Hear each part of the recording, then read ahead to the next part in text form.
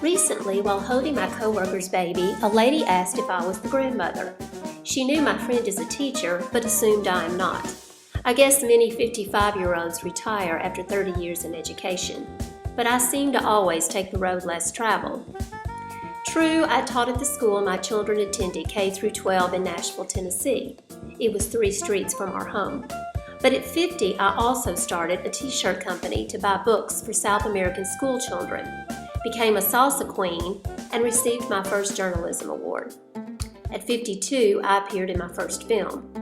At 53, I taught in the Amazonian jungle. At 54, I started an English class for Mexican moms and was rattled from bed on Costa Rica's Caribbean coast by an earthquake with an epicenter 18 miles away. I crave adventure. Last year, I decided it was time for a more radical change. My son and daughter were grown and gone, and I was sad. I needed new. I'd promised myself when they left the nest, I'd fly away too. So I did, and landed in Africa. Since teaching English in Italy one summer, I dreamt of living an expat life. I longed for the freedom to travel more, to learn more from culturally diverse people and places. Most of all, I wanted to write more, sharing my discoveries. So, this Southern girl went global. I moved to Marrakesh, Morocco. At winter break, students hugged by and called across campus, "Have a good holiday, miss." A Moroccan coworker reminded me our belly dancing class would resume in January. As other colleagues headed to India, Singapore, Portugal, and Italy, they wished me safe travels as I packed to meet my children in London for Christmas. I looked forward to spring when I would coach my first model UN team and go with them to a conference in St. Petersburg, Russia. We leave on my 56th birthday. Despite all the challenges, the fears, the tears, I'd made new relationships on amazing adventures, discovering beauty without and strength within. I realized I'd survived my first semester teaching on a new continent. I finally felt all grown up. In 2015, I would do more than survive. I'd thrive. I met my children in London for Christmas, brought them to Marrakesh for a few days, and celebrated New Year's Eve with them on the Thames. I'd never been happier.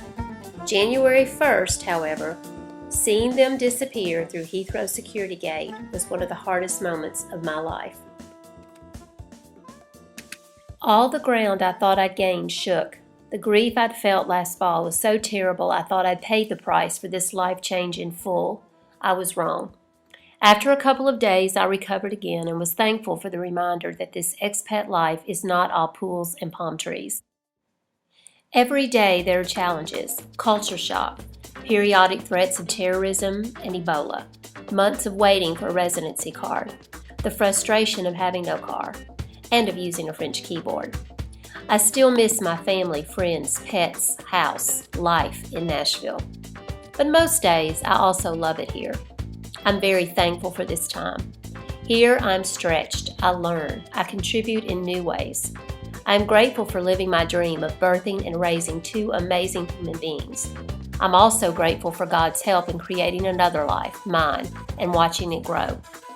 In 2015, I will continue to work on patience, to let go of fear, to cling to faith.